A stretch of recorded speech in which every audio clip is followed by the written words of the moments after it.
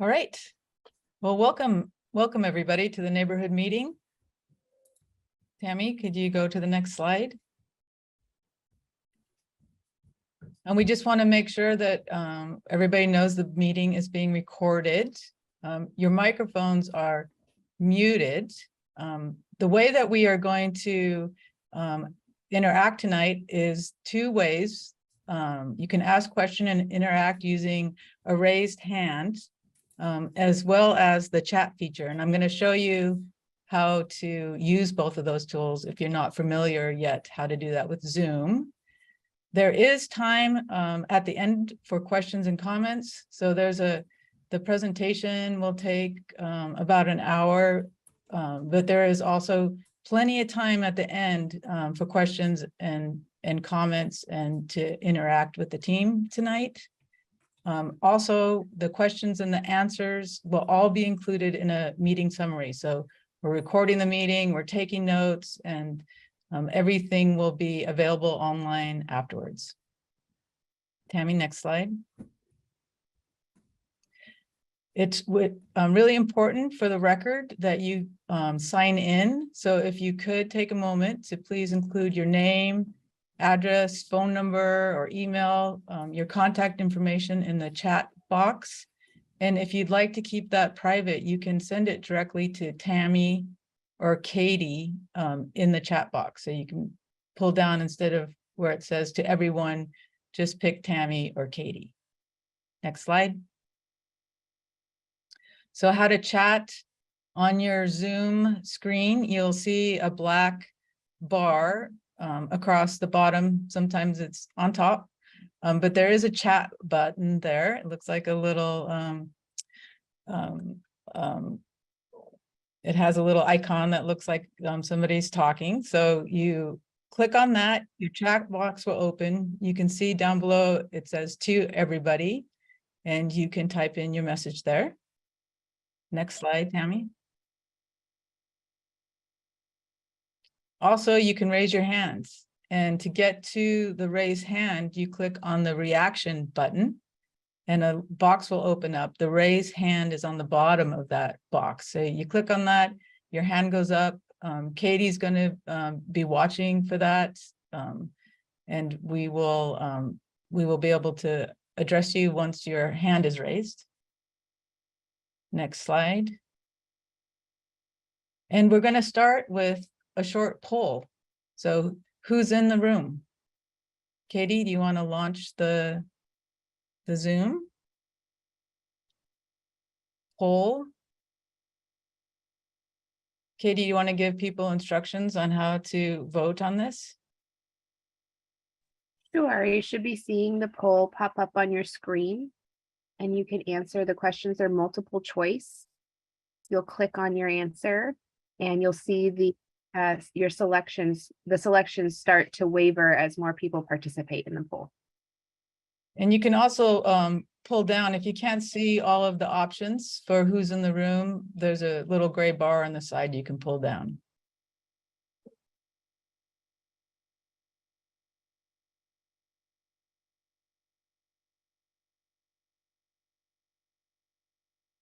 We'll give folks a little bit more time to participate. Yeah.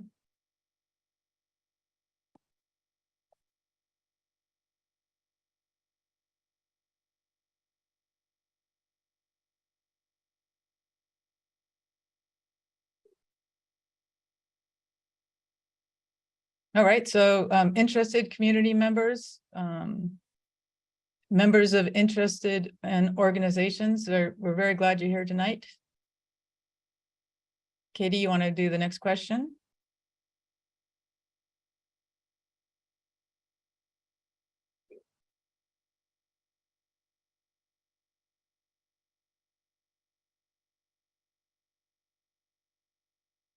Is it showing up? Oh, it went down. The questions went down. So actually, if you scroll down, you can do question 2, which is how much do you know about the project? You could select, I know a lot, I know something, or I don't know anything about it. And we've already had people take the poll. So 9 know a lot, a couple of people know something. So it looks like people who are participating in the poll know a little bit, and that's wonderful. Question 3 was, how did you hear about this meeting? Again, letter in the mail are the option, email invitations, social media, project city or website, and hello, and or other. So we have email invitations, the website, hello, were all selected. And then finally, the 4th question, oh, there isn't a 4th question, but you can close out the polling now.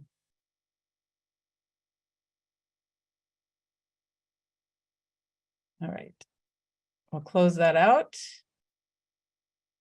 And now go to the next slide. And Katie, it's time to introduce the speakers. Hi, everyone. My name is Katie Kirkland. Thank you so much for joining us tonight and taking some time out on this beautiful evening to learn more about the project and share your thoughts on the proposal. I work at the City of Lake Oswego in our Public Works Department, and I'm a communications specialist, and I help manage our public outreach and communications for our major infrastructure projects for the city. Also presenting with me tonight is Anthony Hooper, our Deputy City Manager, and he is also the project manager for the project. And we also have Kirsty Craig, who is our Senior Manager in Project Development for EPCOR, who is our partner on the project. We have quite a large multidisciplinary team behind this complex project made up of representatives from several different organizations. Some of them are also attending the meeting tonight. One of them I'll mention is Jim from the City of Portland. He's also here, his Bureau of Environmental Services, as our partner in the project as well. And we have several team members who will be able to help respond to questions and comments as they arise. So thank you for being on the meeting. As many of you know, this is our second formal neighborhood meeting for the project.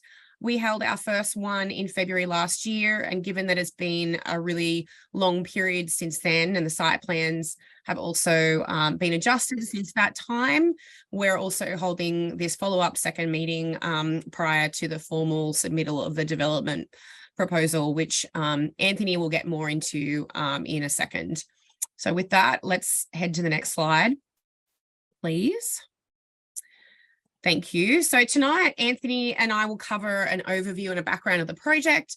After that, we'll jump into some of the nuts and bolts of the development proposal and the site plans with Anthony and Kirsty sort of tag teaming on some of those slides.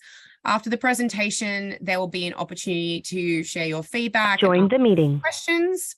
So feel free to add any questions or comments in the chat during the presentation.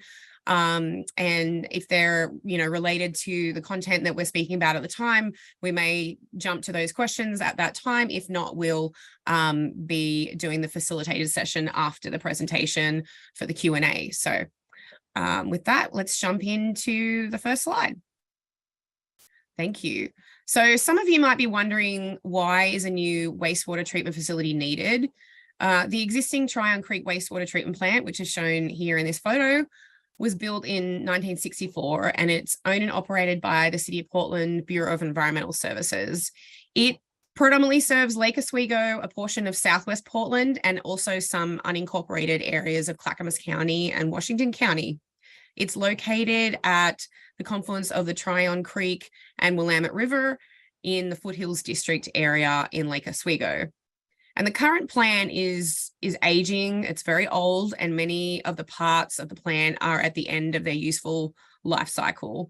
So the facility needs quite significant investments to continue to reliably meet all of the stringent Oregon Department of Environmental Quality permitting requirements and to protect it against climate change. So the last few years, before investing in any aging technologies and processes, the cities of Lake Oswego and Portland have been exploring whether a new resilient and state-of-the-art facility can be built to replace the aging plant instead of upgrading it. And one of the major decisions is determining if we can build a new plant at a cost similar to or less than the cost of actually upgrading, modifying, and operating the existing plant. And it's looking like that is the case. So with that, we would just like to play a really brief video about the project, and then we'll come back to the next slide. So I'll hand it back over to Tammy to play the video.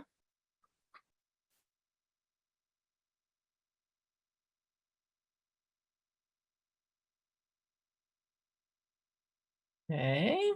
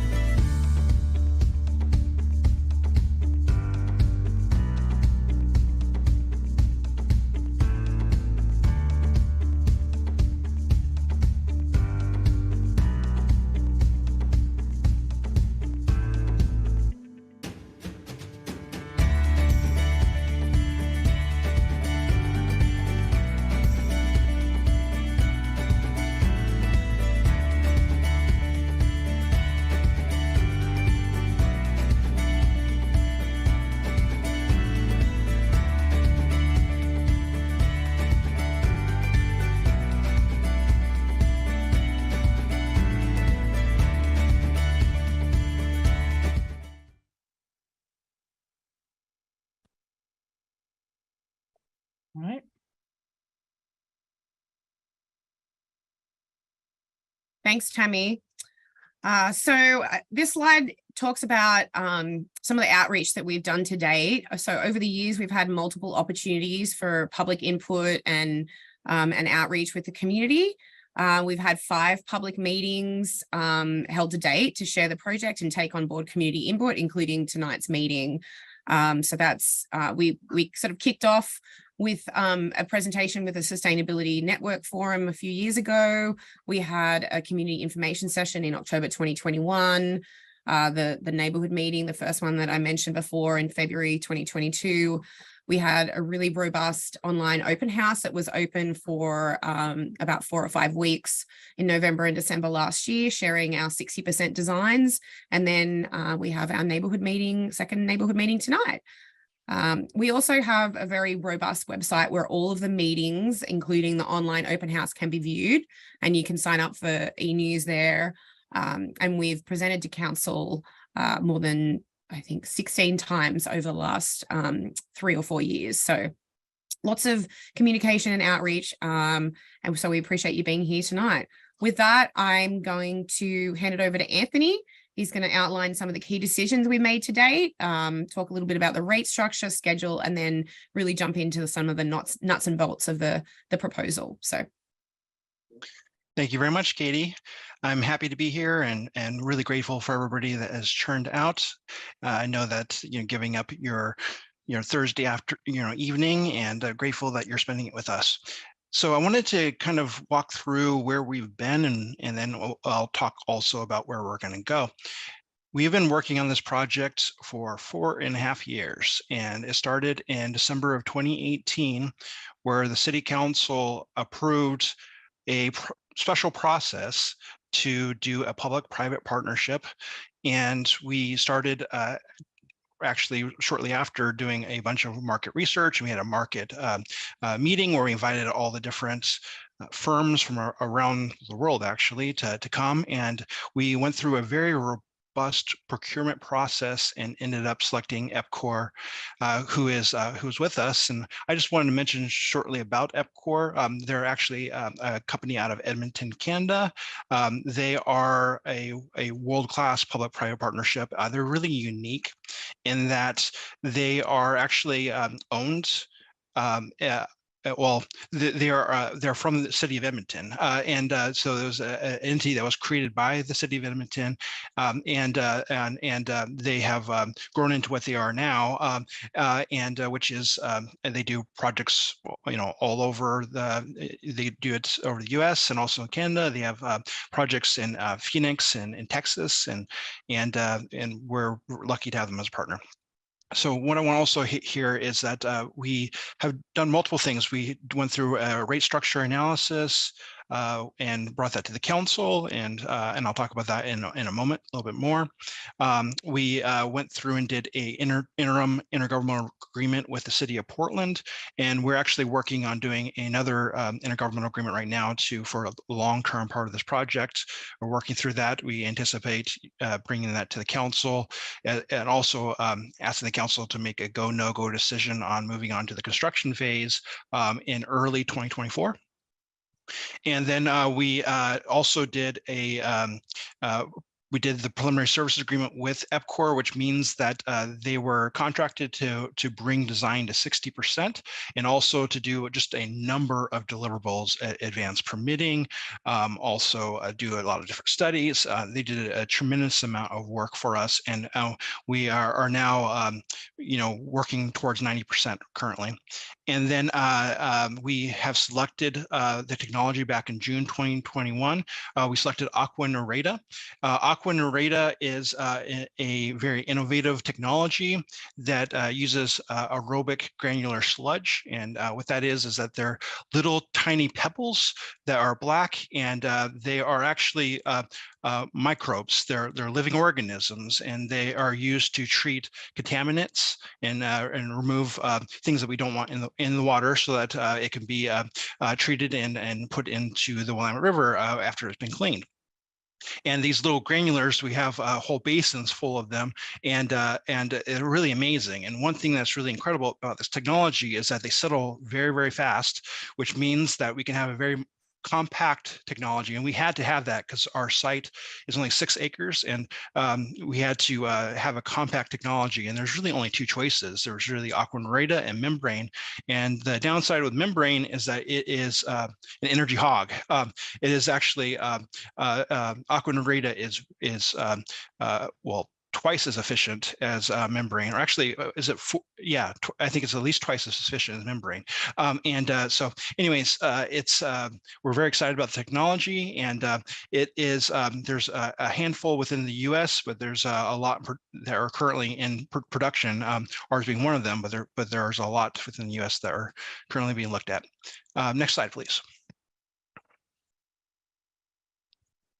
So we also have selected a site, which is there's actually 3 properties next door to the current Trine Creek wastewater treatment plant, and I'll show a picture of that in a moment. And then we were very fortunate to have been given a WIFIA, which stands for the Water Innovative Finance, or Water Infrastructure Finance Innovation Act is what it stands for. Basically, there was 4 cities within Oregon that got it. We got one of them, and we were given an award about 49% of our overall project construction cost, which we're estimating that to be about $185 million. And so they would pay for 49% of that, which means they pay for about $90 million, which WIFIA is actually quite an amazing award for us to get. It allows for us to get as favorable interest rates as we possibly can. They also have extremely favorable terms. They let us pay it over a long period of time. They let us defer payments. They do a whole lot of things that help us defray a lot of cost. And we're very lucky to have gotten that. There's a lot of other Oregon cities that would have liked to get it, but we were very lucky to get it. And then we have initiated condemnation action on those 3 properties as of December 2022 through a resolution of necessity. And then last thing I want to mention is that the council approved an extension of the preliminary services agreement with EPCOR, allowing for us to move from 60 to 90% design and allow us to keep advancing everything that we need to, cost estimates, including permitting and all the other things we need to in order to drive towards construction. Next slide, please. So I want to talk quickly about wastewater rates. Originally, we were projecting 3.9% rate increases as being needed as part of the Portland upgrade project, which was back in, they indicated to us, quite a while ago, back in actually 2018, 2019, we actually looked in, and actually 2020 is what we used as our baseline. And what we found is that we're confident that we can do this project for the same rates that we would need to do for the upgrade for the new plant. And just to give you an idea, the overall all-in cost for 30 years estimated by the city of Portland is about between $800 to $1 billion in order to upgrade the existing plant and also operate it for 30 years and also pay for financing of it. And our current estimate right now is that we're about $613 million all in, with that includes operating for 30 years and also includes all the financing of it, and then includes the $185 million for the actual plant itself. So I guess what I'm trying to say is that we started this process because we thought that a new plant would be more cost effective on a life cycle basis over that 30, on a 30-year basis. And we actually think we can get more than that out of this plant. But looking at it in that context, and it's looking like that's absolutely true. Like I said, we're at $613 million versus that $800 to $1 billion number for the upgrading the existing plant. And we're working really hard to keep bringing those costs down. And so we're actually doing a lot of work on that right now too. And so anyways, what I need to mention here is that these 3.9% are really meant are designed for the wastewater treatment plant. I mean, if there was an emergency or a massive earthquake, I mean, it could be, we might need to do more independent of this project to keep the system running. But anyways, based on our current needs and based on our current master plans and based on what we project that we need to do, this is the rates that we're projecting into the future.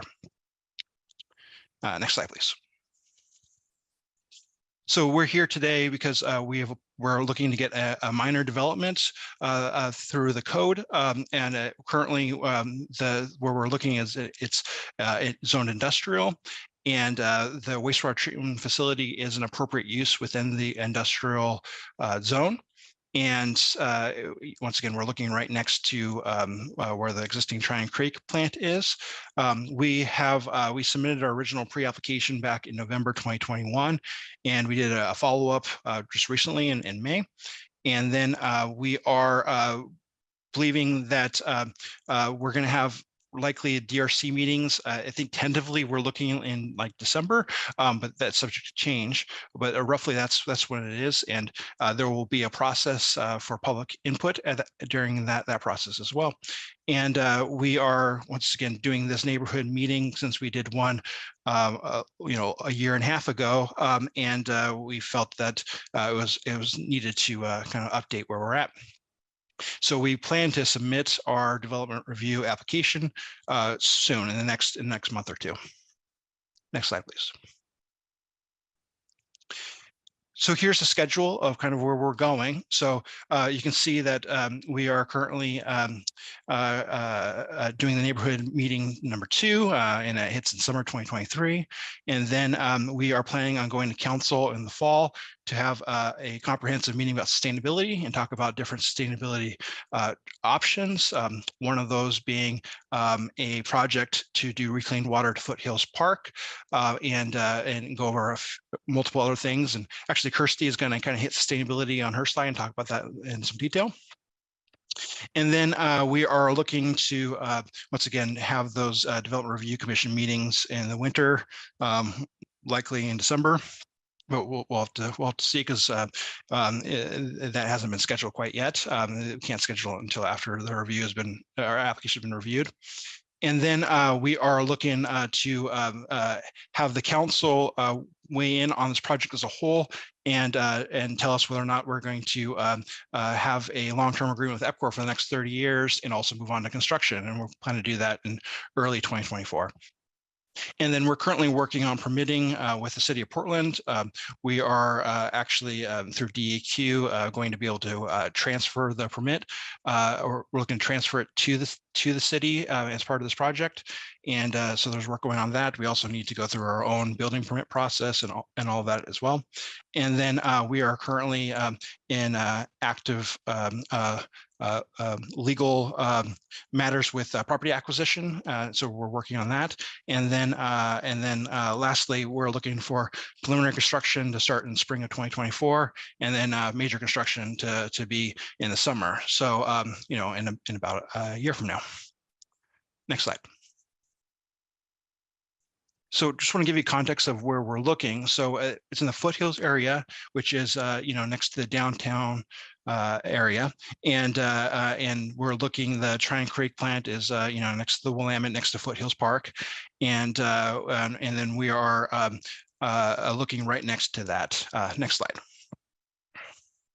So this kind of shows you a closer look of exactly where we're looking for the new facility. So it's those 3 properties that are identified there, a total of about 6 acres, and we need all 6 acres in order to meet our needs. Next slide, please. So there's a lot going on in this one. This is a site plan, and really what I want to kind of point to you is that there's a lot of work that we need to do with utilities, and we actually have to maintain some infrastructure for the city of Portland by giving them access. So, like, for example, we'll have a driveway that will go to a pump station that we need to keep open for Portland to be able to get maintenance to that pump station. And then we have a bunch of different sewer lines. We have a stormwater system. We have just a lot of different things that we need to do in order to convey the wastewater through the pipe system. And then there's also a pretty good flood storage basin that it's kind of in the middle there that we'll use for stormwater retention, and then we also are recycling some of the stormwater into the plant itself in order to utilize that for the processes as well, as a sustainability effort. So, yeah. Anyways, there's a lot going on. Next slide. And so we wanted to show a video, a 3D rendering of it, and I will, while I'll show it, I'll kind of talk through that for everybody. So, and Libby, take it away.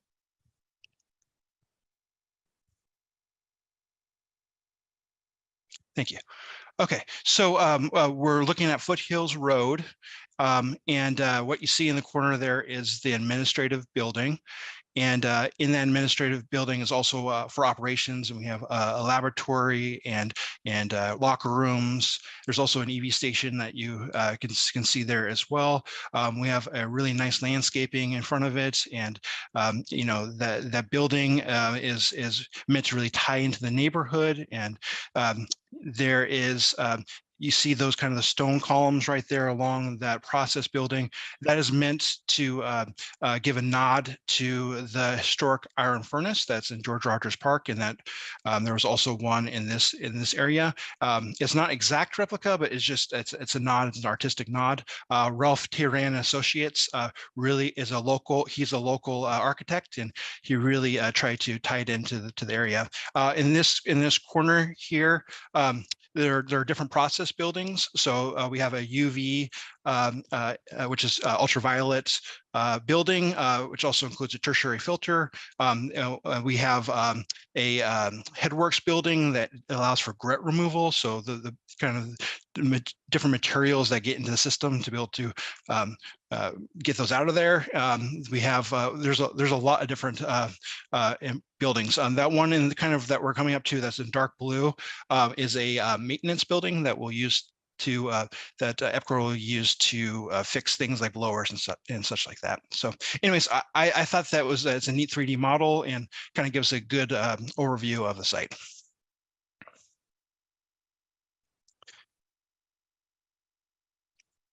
So I want to talk quickly about some of the innovative things about this project. One of them being is that the facility itself is fully enclosed, and as you can see, that on the left is a very industrial Trine Creek plant, and it's open air. There's huge clarifiers. It's a very industrial site. It's and it's on the whole site itself is larger than our 6 acres. It sits on the whole site itself is 14 acres, but these processes take up about 8 to 9 acres right here. And the one that we're proposing to build, you can see is fully enclosed, which is not usual. There are a few examples within the US, but there's not a ton. And one of the reasons that it's great is it allows for us to do odor control. It also allows for us to cut down on emissions, but also it really looks like commercial buildings, so it will fit in with the neighborhood much better than the current one does. And once again, odor control is a big deal. And we're taking it very seriously. And then we're also doing things to minimize noise. Our team actually took a trip out to Whitefish, Montana to see their Aqua Narita plant. And I was shocked by actually how odorless it was, and also how quiet it was. Those are two things that I heard that was the case, but when actually seeing it, it's pretty neat, actually. So anyways, that's let's go on to the next slide. So I wanted just to talk about some of the architectural features.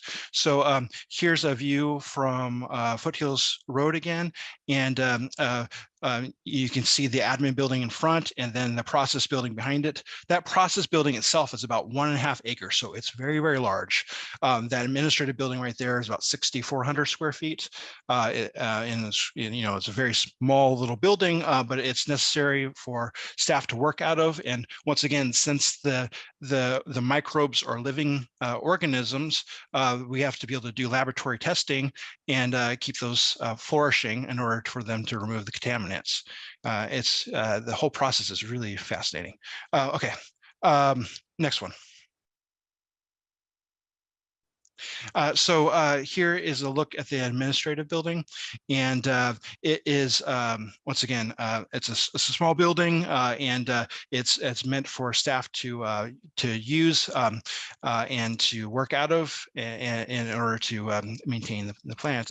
One things that I do want to mention about the architectural parts of it is, like, so you'll see the stone features kind of in front.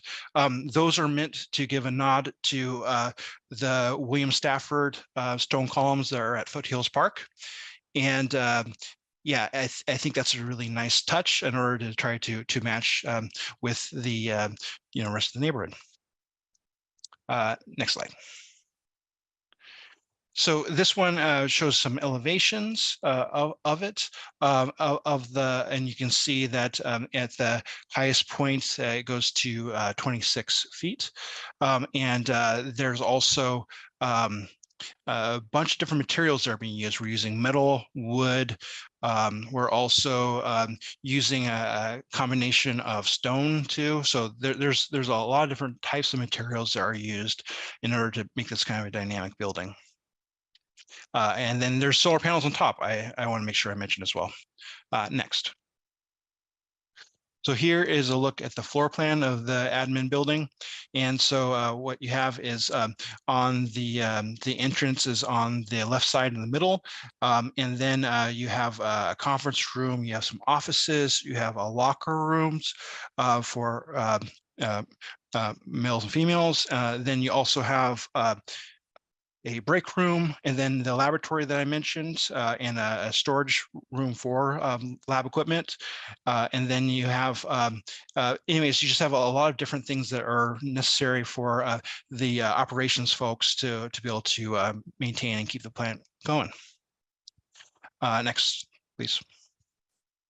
So here is a look at the whole campus, and what's on the top of the roof, you'll see solar panels. And there's also, once again, solar panels on the admin building as well. And kind of just to give you an idea of what all those buildings are, in the right top corner, you have the UV ultraviolet, and then you also have the tertiary filters in that building. The one right next to it in the top left corner is a Headworks building that has screens for grit removal. The one just below that has that's on the left side is blowers and pumps, and also a sludge holding area. And what we'll do is that at the very end of the process, there's sludge that's left over. We'll haul that to the Columbia plant within the city of Portland, and they'll treat it there. One thing I just want to mention as an aside is that they have a really cool called Poop to Power program that they're implementing, and they're in the commissioning stage right now, which is used to churn sludge and other things into gasoline or actually into natural gas, not gasoline, natural gas that is utilized within their vehicles. Very innovative project they have the city of Columbia, the city of Portland has at the Columbia plant. And once again, the current Tryon Creek facility hauls off all their sludge to the Columbia plant, and we're working with the city of Portland to make a long-term deal to do that as well. And frankly, we just don't have the space on site in order for us to have a biosolids. We would need somewhere between 2 and 3 acres roughly in order to do that. And it would be a very industrial type of thing with lime silos in order to make that work. And we think that a good solution is to bring it to the Columbia plant. One thing I will mention, though, is that the existing plant will need to be demoed and remediated, and we're going through a process, and we will go through a process with the community to figure out what to do with that. One of the options could be to have a biosolids facility there, but there's a lot of competing other uses, including potential park or development, and there's a lot of potential there. So anyways, I just wanted to mention that briefly. Next slide, please. So as I mentioned earlier, that these stone columns are meant to give a nod to the George Rogers Park historic iron furnace. And I think it's a nice touch that particularly like it kind of breaks up the wall as well. And then we have some vegetation around it as well. Next slide.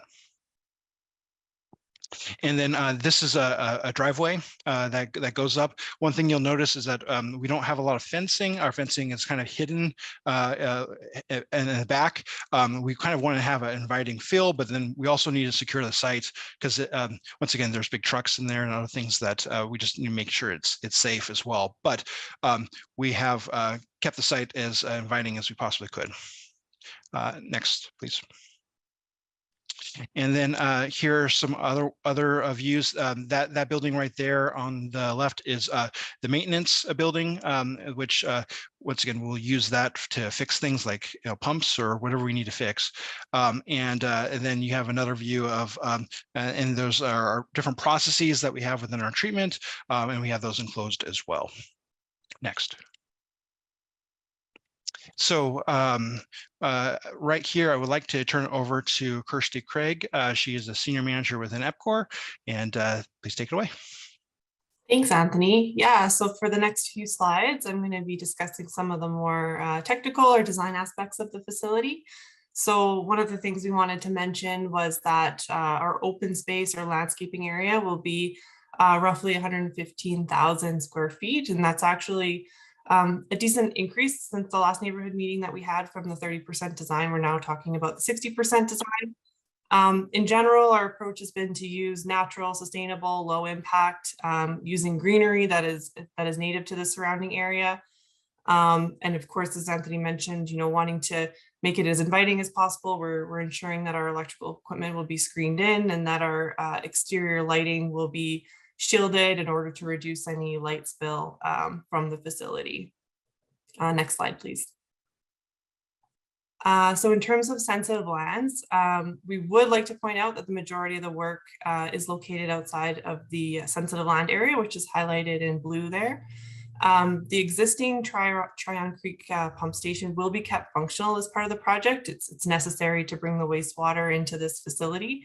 And that is located within the setback and adjacent to that sensitive land area that's highlighted in blue there.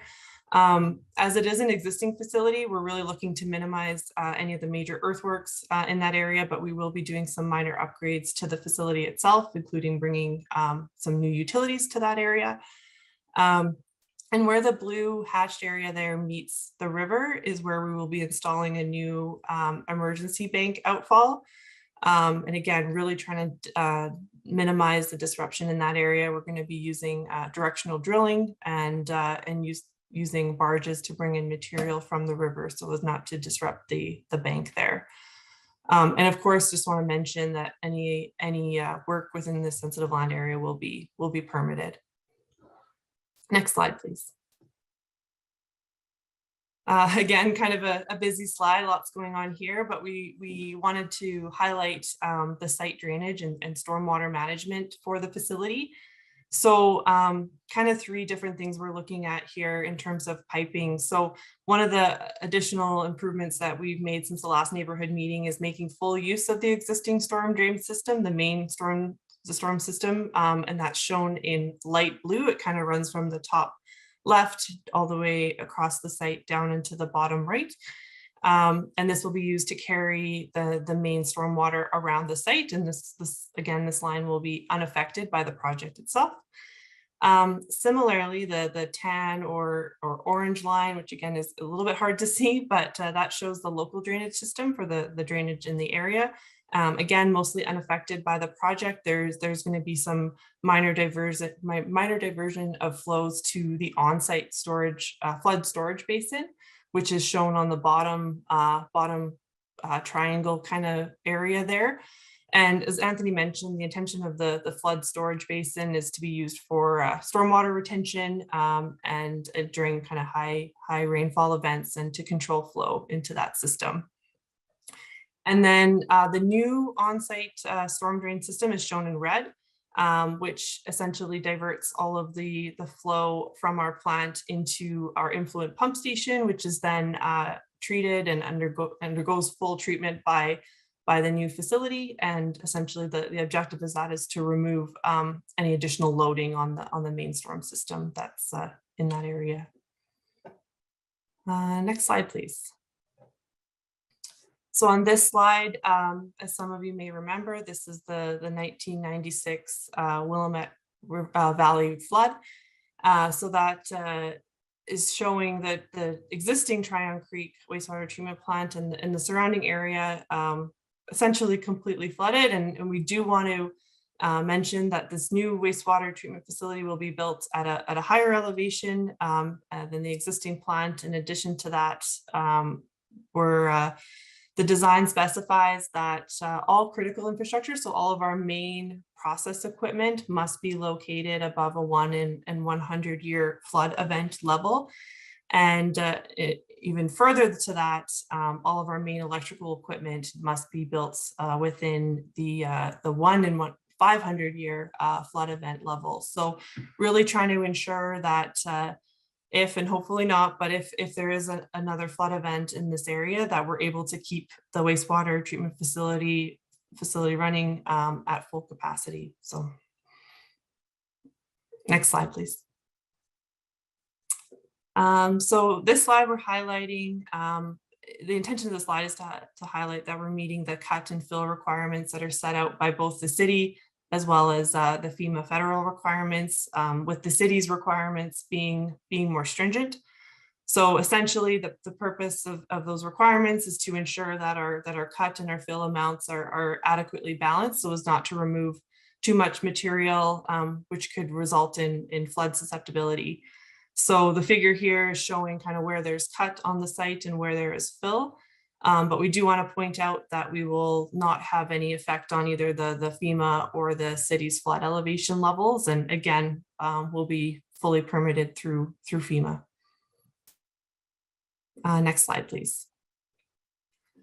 On here, we're showing our tree removal and preservation plan. So we have completed a detailed assessment through the use of an arborist, and we wanted to point out that there are over 300 trees on the site that we have found as a result of this study, and we're able to preserve over 200 of those and identified about 80 of them that need to be removed as part of the development of this project.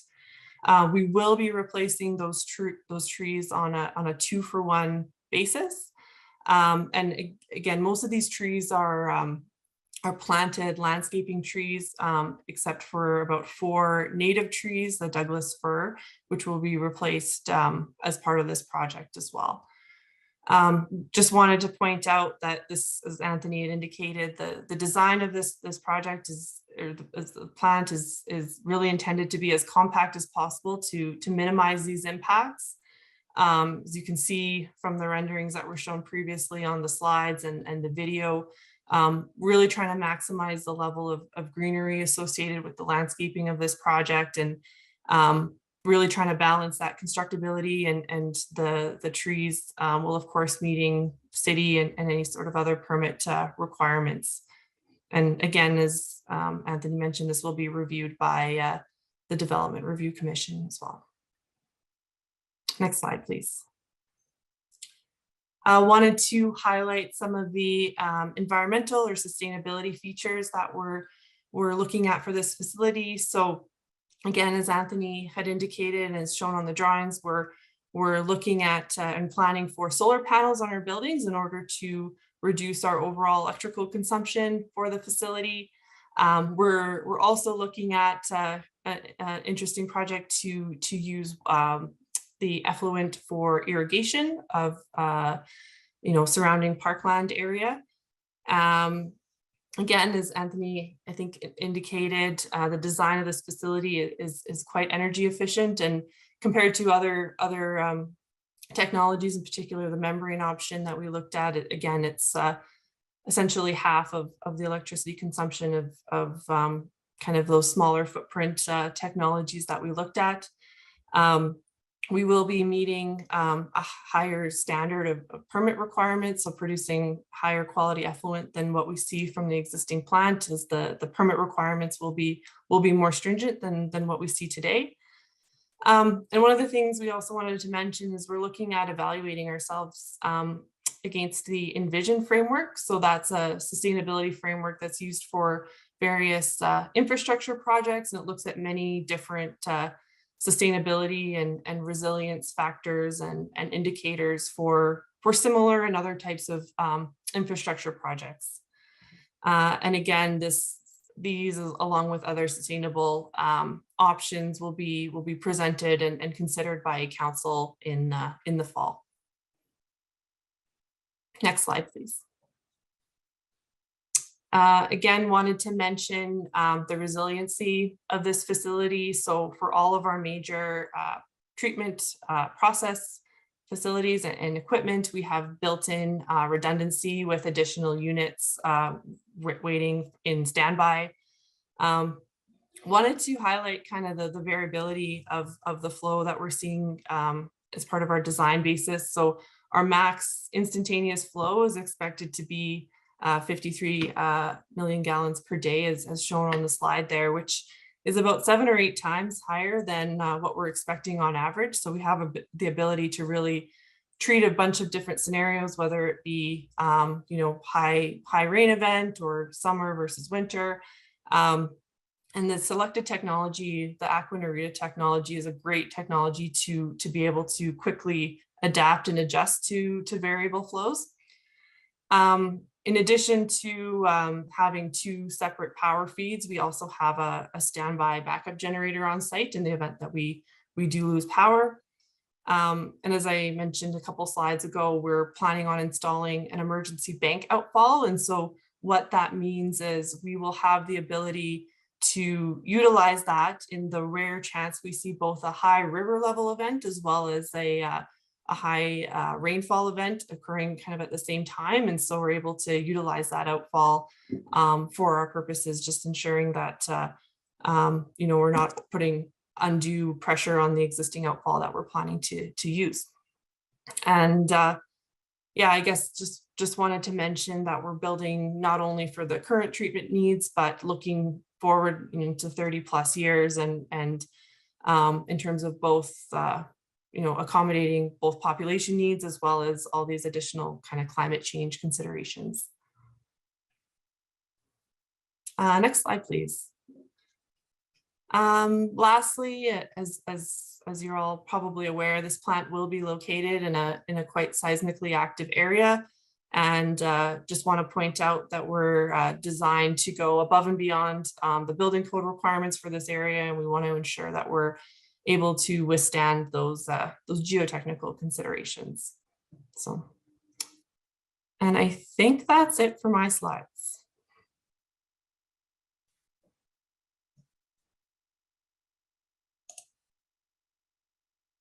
I have to unmute.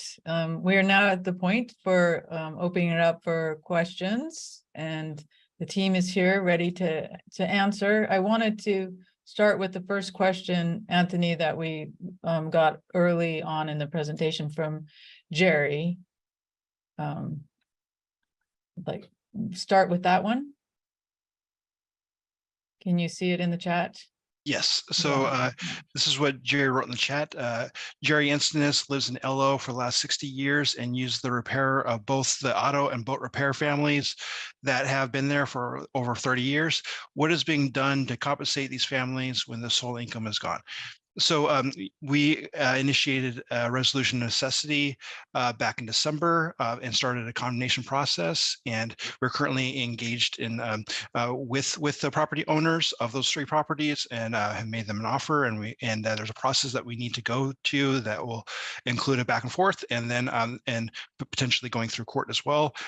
We are going to be going back to the council in July 18th to update the resolution of necessity and then we have once again we have a process to go through on that. I will just say that this is a very difficult and challenging part of the project, and that we are displacing many businesses, not just those 2, it's with a heavy heart that we're doing that. There really is no other choice for our properties. It's a fully built out community, and we need to be close to the current wastewater treatment plant in order to utilize that outfall. And it's just very limited. This is the only place that we had contiguous 6 acres, and so. Once again, displacing those businesses is a very difficult thing for the city to do, and there's a process that we'll go through to compensate them for that, and also to relocate them, pay for the relocations. There's been multiple tenants that have already been relocated, and we're working to relocate the others.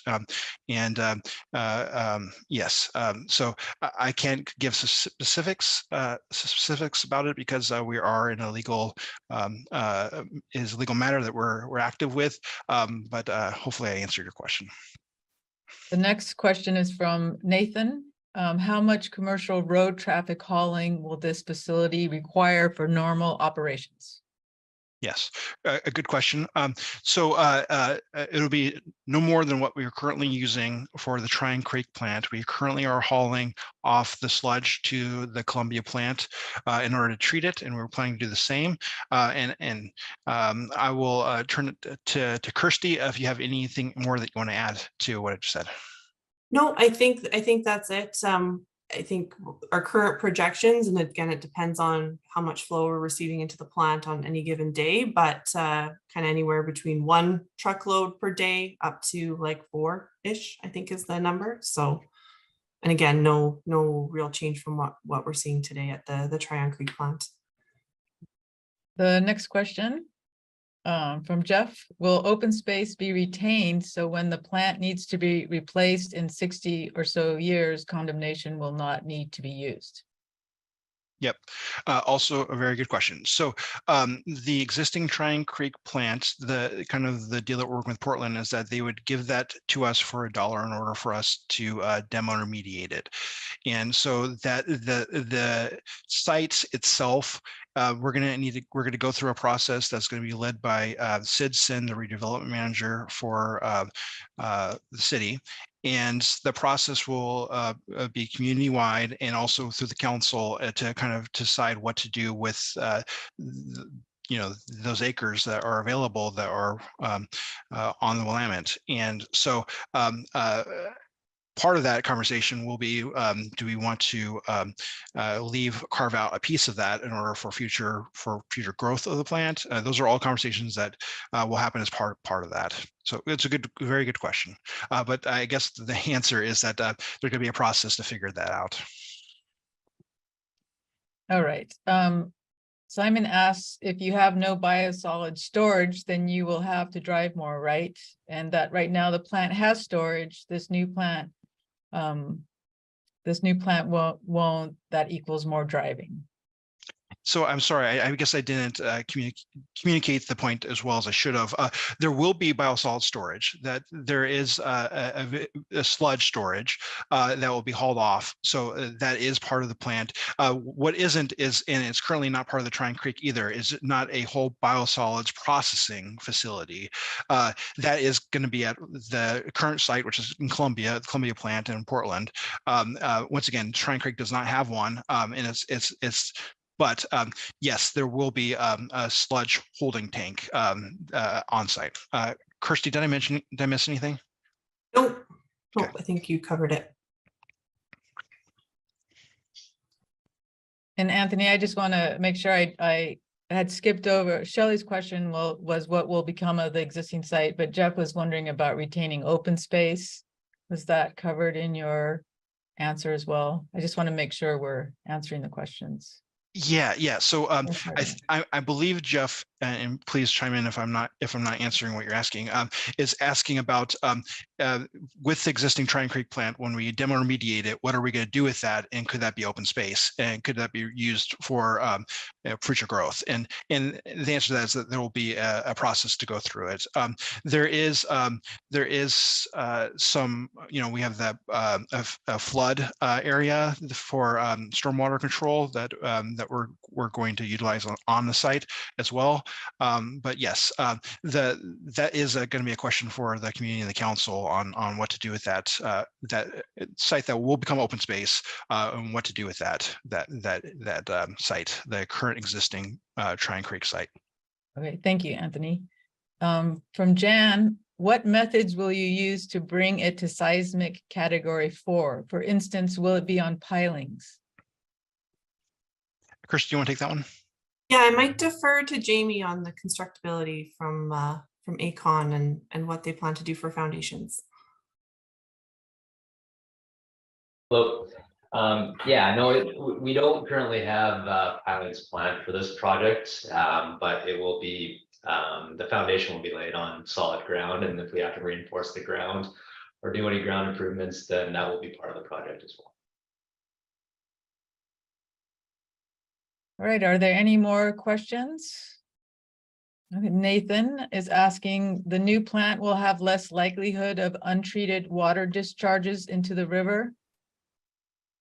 So what Nathan's referring to is that there was two overflows from the Tryon Creek plant this month, and those were were for different reasons, but they all come down to mechanical failures, really. And so with our new plant, it's going to be, of course, brand new and state of the art, and we are doing a lot of thinking about redundancies. And so it can't guarantee that there will never be an overflow. However, what I can say is that we have done a lot of work in order to create redundancies so that that won't occur, including putting in an emergency outfall and having a generator and thinking through the feeds to the site. I mean, there's a lot of things that we're doing to minimize the impact to the Lamb River should things not go the way that we want them to go.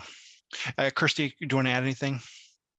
No, I guess I would just say the nature of it being, a new facility and not having as much likelihood as seeing those mechanical failures, but also with, progression in technology over the last few decades, we've got quite a bit of, various instrumentation and controls alarming. We'll be notified if there's any sort of plant upset. And as Anthony mentioned, if that happens, we have a lot of built-in redundancy as well as, our robust repair and replacement plan, maintenance planning.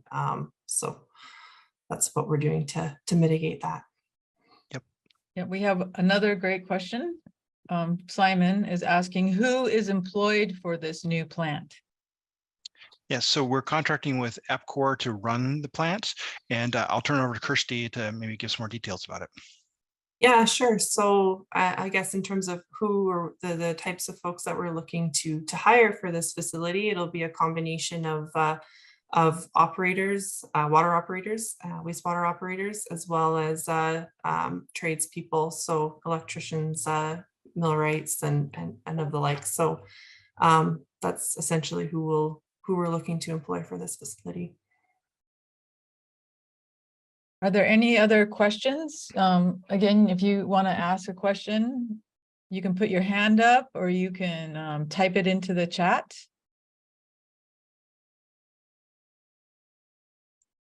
If there aren't any more, we can go to the next slide. I do have one question, great. if you can hear me. Sure, we can hear you. Okay. In another lifetime, I actually worked at the old Tryon Creek plant when I worked for the city of Portland, and I did lab work.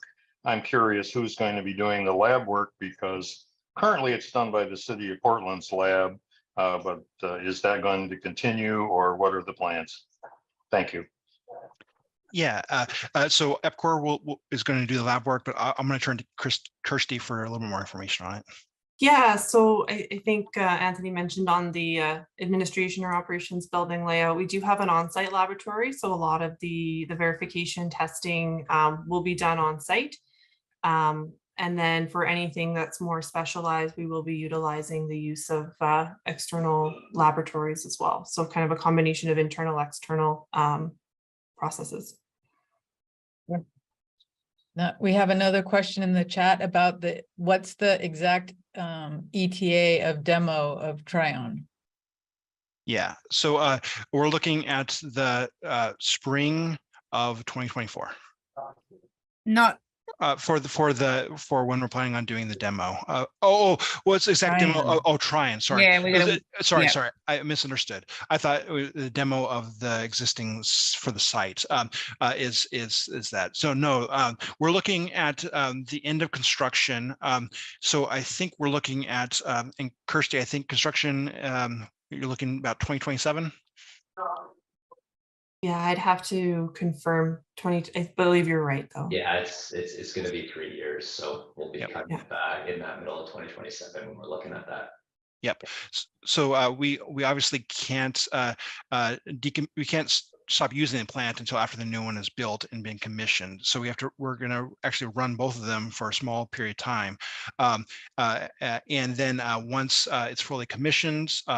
Once again, in the summer of 2027 or somewhere around there, then we will look to demo and remediate the existing plant after that. Good question. Thanks, Katie. I jumped. My mind jumped. No, so, I know. yeah, I misread yeah. it. I misread it first too. It's all good. Thanks.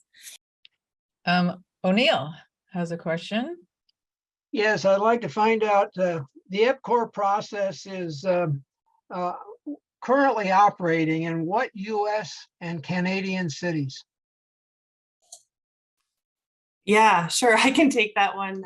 So we operate across both Western Canada and out in Ontario. And then in terms of the states that we're in, I believe we're in terms of how many cities, I believe we're in over 20 cities in Arizona and New Mexico. And Rebecca can probably chime this or name this off the top of her head. I might lean on her, but we also have operations in Texas as well.